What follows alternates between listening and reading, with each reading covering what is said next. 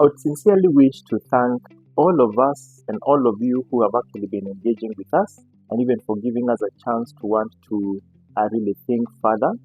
And I'm also happy about the kind of questions that I've been getting from the students that have been watching, even in schools that we've also been visiting. And we have a few questions that really keep on recurring and allow me to go straight to them. In primary school, I was always at the top, but now in high school, I can't seem to keep up. What has changed, and how can I improve my performance? This is from Amina Garissa.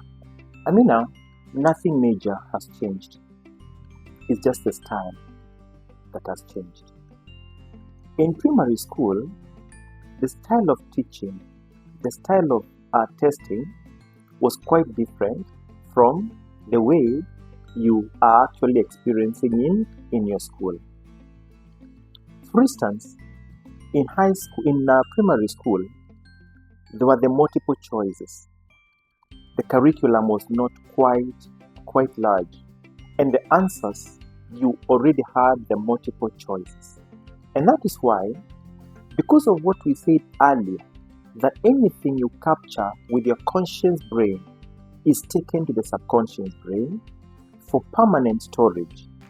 And we said that once anything is stored, even if it goes to the archives of the subconscious brain, once you get a trigger, that trigger reminds you or compels the subconscious brain to trace for you that information from where it's hidden.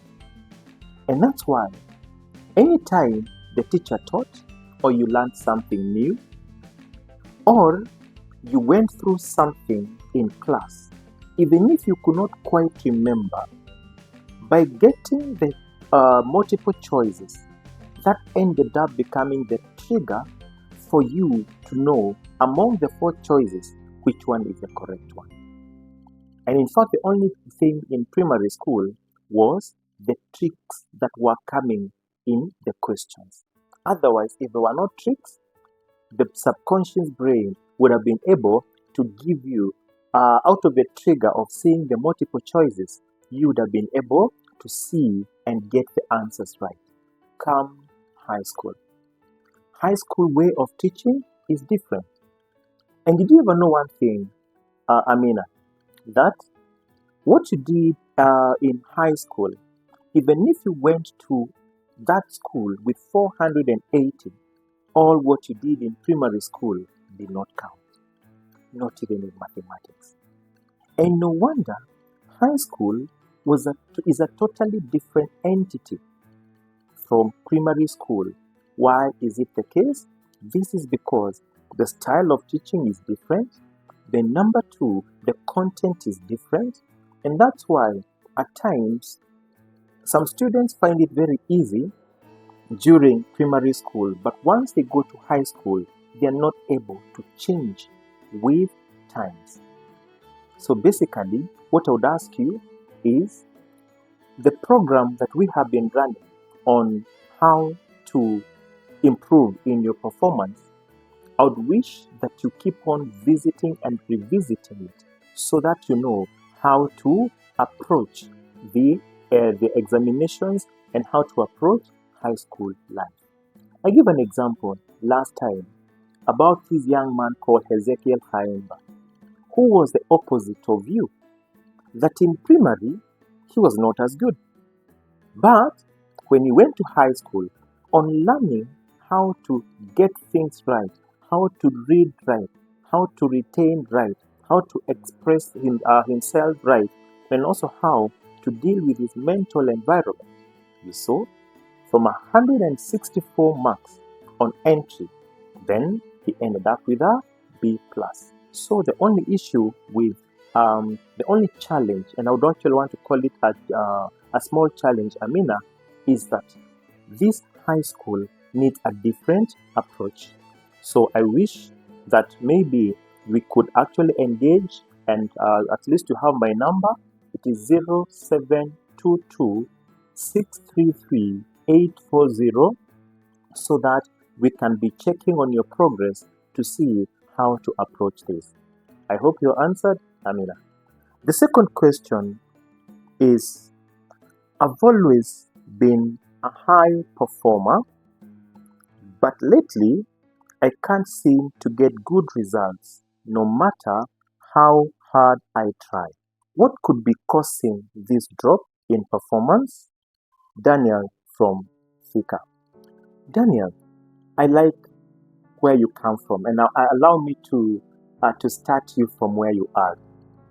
Let's assume that you are in Nairobi and you want to go to Thika, but you end up taking Mombasa Road instead of Thika Road. Will you ever arrive at your destination? No.